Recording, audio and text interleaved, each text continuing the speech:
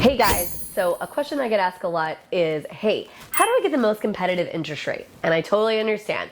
This is definitely a big topic now because of the fact that we kind of have been on an upward trajectory. For a very, very long time, we stayed at a very low interest rate, somewhere in the threes, right? And then all of a sudden, we went on this upward trajectory and it doesn't really seem like we ever came off it. That's not entirely true, but it definitely is how it feels. And it's definitely what the media is spinning, and everyone's acting like the sky is falling. So a few things. First of all, the sky is not falling, okay? Actually, interest rates that are current, they're actually very much in line with what is an amazing interest rate historically. It just feels really, really high because of the fact that we were so low for so long. So rest assured that even though it may be a little bit hard to stomach, the interest rates of today are really not that bad. But your question is how do I capitalize? How do I get the very best interest rate? So I'm going to try to give you a few tips and tricks and things to consider and things to look at when you are trying to get the best interest rate. So first of all, I need you to understand something. When people talk about the best interest rate, they usually mean the lowest rate, right? Like what percentage is lower. But what they have to understand is there's a lot more that goes into the interest rate than just making sure that the number on the interest rate is the lowest. And I'm going to sort of explain what I mean.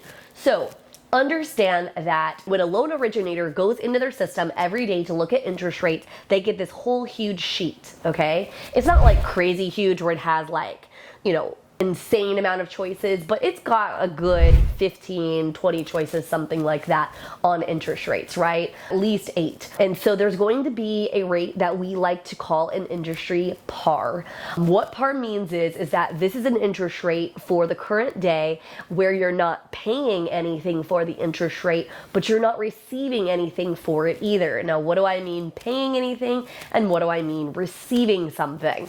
Okay, so this interest rate basically does not have extra cost involved.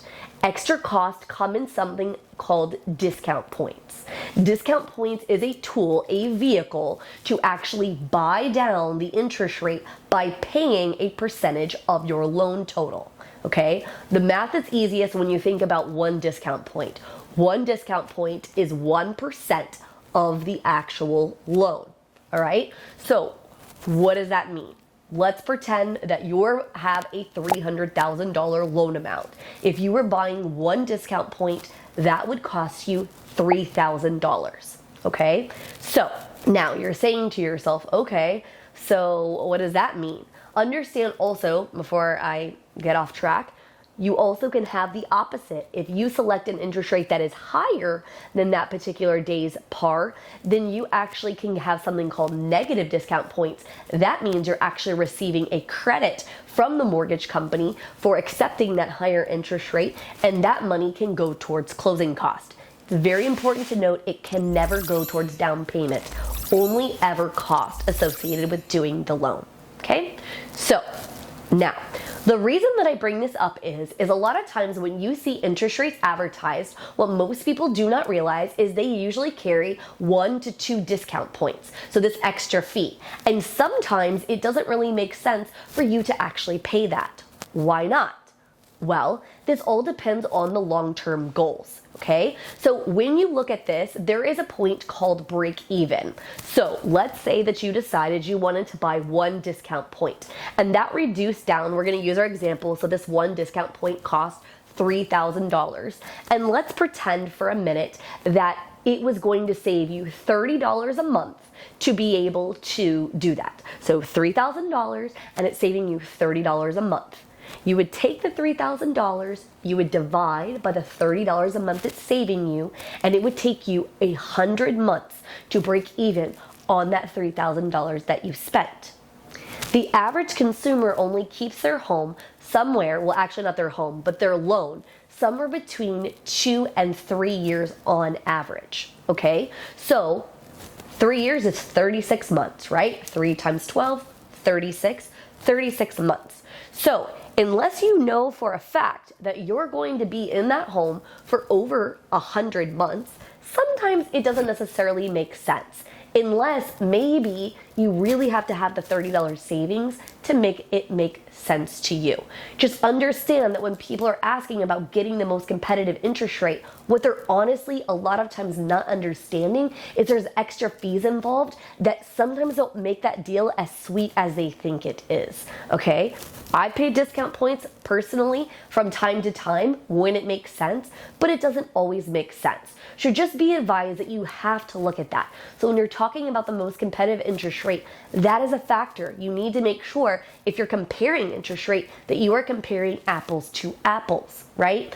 Then remind yourself that there's another additional layer on top of that, and that is different kinds of program types, different kinds of loan types. So for instance, government loans tend to carry lower interest rates than conventional loans. So you're saying to yourself, well then of course I want a government loan, right? Well, again, the answer is maybe. Maybe you want a government loan. It depends on your situation, because remind yourself that if you watch any of my other videos, I talk a little bit about something called MIP or PMI, private mortgage insurance or mortgage insurance premium, right? And this is an amount that if you're over that 80% mark on how much the house is valued at, right? If you borrow more than that, then in that particular case, you have this additional amount. And sometimes that can be more on a government loan than it can on a conventional loan. So again, this is about looking at the full picture. This is why I stress so often that you have to talk to a full professional, somebody who really knows what they're doing and is in your corner and isn't just gonna throw you into a box. Because it's real easy for you to call me and say, hey Jax, I want to have the lowest interest rate, and me to just throw you into a product, whatever the heck it is, with a bunch of discount points and said, well, the customer said they wanted the lowest interest rate, so that's what I did. Well, yeah, of course that's a possibility, right? But just make sure that it actually makes sense when it comes to dollars and cents, right? That's what we want to look at here. Another factor here that you definitely want to consider is that credit score does have some effect on interest rate. Okay, so a lot of people are saying, okay, well, I want to get the very best interest rate. If you want to have the best interest rate, typically, traditionally speaking, you need to have as high of a credit score as you possibly can, right? So does it mean that you shouldn't buy a house if you don't have the highest credit score on the planet? No, it doesn't, because remind yourself you may be missing out on other things like the actual increase on the property, right? And the fact that you could potentially have some tax deductions when you have a mortgage versus when you're renting. So, that can be a factor there too. Another thing you're probably seeing a lot of here recently is going to be something called temporary buy down.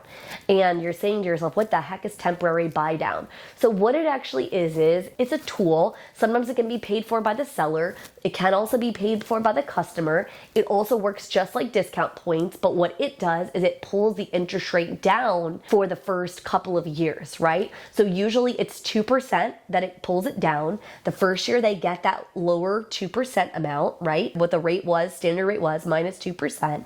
Then the following year it goes up by 1%.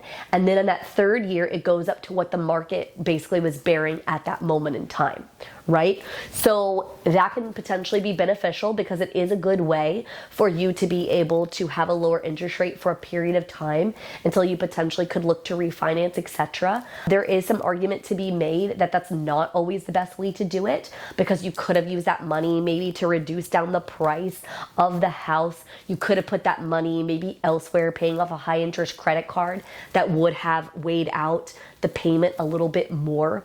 So when I talk to my customers, it is about a full educational experience and really helping them understand the pros and the cons and really weighing them out. Because the media has inundated you by telling you the lowest rate matters, the lowest rate matters, the lowest rate matters, it's all that matters, it's all that matters. And I'm not saying that it doesn't matter. It does matter, okay? Obviously, you don't want to pay some astronomical interest rate. I get that. But remind yourself that it's way more about what the full picture looks like. Are you making the best decisions as a financial whole, as opposed to in this one particular loan, right? All of these things are the things that you should be looking at and considering when it comes down to it. So if you want my advice on how to get the best interest rate, my actual advice is going to be talk to a mortgage professional that's going to be in your corner, because they're going to advise you on what makes the most sense, right? So that is going to be something that is really going to help you out. I hope that this gave you maybe a little bit of insight into how interest rates work in general, and basically some of the tips. But definitely like this video, make a comment if you like. I'd love to hear from you. Definitely we're here to be a resource and maybe talk you through what interest rates look like and how they change from day to day, month to month, year to year, because they are always changing consistently. So hopefully this is helpful, and have a great day.